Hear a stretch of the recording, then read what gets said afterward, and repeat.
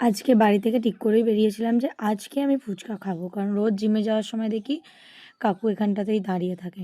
আমরা যখন স্কুলে পড়তাম তখন কাকুর থেকেই ফুচকা খেতাম। তাই আজকে বকতে, বকতে চলে এলাম। প্রচুর ভাট বকেছি তার জন্য আর ভয়েসটা দিলাম না।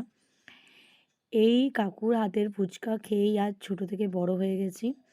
তো তখন এই যে ঝটপট আমরা চুরমুর ঝটপট যাই বলি না কেন, ৳১ য় খেতাম ১ ঠোঙা হতো।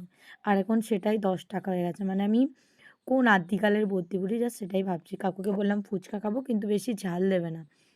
তো সেই অনুযায়ী আমার সাথে বকতে, বকতে বলল যে, "তাহলে কাঁচা লঙ্কা দিয়ে বানাচ্ছি" বলে কাকু এখন কাঁচা লঙ্কা দিয়ে সুন্দর করে মেখে দিল। উফ! সত্যি বলতে কি ফুচকাটা এত সুন্দর খেতে হয়েছিল না, অনেকদিন পর মানে পুরো ২ মাস পর আমি ফুচকা খেয়েছি। সেই মনটা একদম ভরে গেল। আর এইটাই হচ্ছে আমাদের স্কুলের ফুচকা কাকু। আর একজন ছিল যে আচার-টাচার বিক্রি করতো। ওনাকে আর দেখতে পাই না। বাট এই কাকুটা আসে। তো আগে যখন অফিস থেকে ফিরতাম তখন খেতাম। আর এখন সেটা হয় না। এই যে কাকু আমাকে টেস্ট করতে দিচ্ছে, সেই টেস্টটা আমাকে আগে করতে হবে। তো টুক করে আমি টেস্টটা করে নিলাম। এবার হচ্ছে ফুচকা খাওয়ার পালা।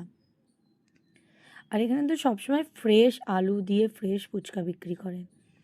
এবার জলে বোড়াবে, বুড়িয়ে দেবে। আর ফুচকাটা এত খাস্তা আর এত টেস্টি খেতে হয় জাস্ট মুখে দিলেই মিলিয়ে যাবে। উফ! জলটা দেখে মানে আমার জিভ একদম লগলকা হয়ে আছে। সেই টেস্ট, সেই টেস্ট। অনেকদিন পর খেয়ে পুরো মজা এসে গেল।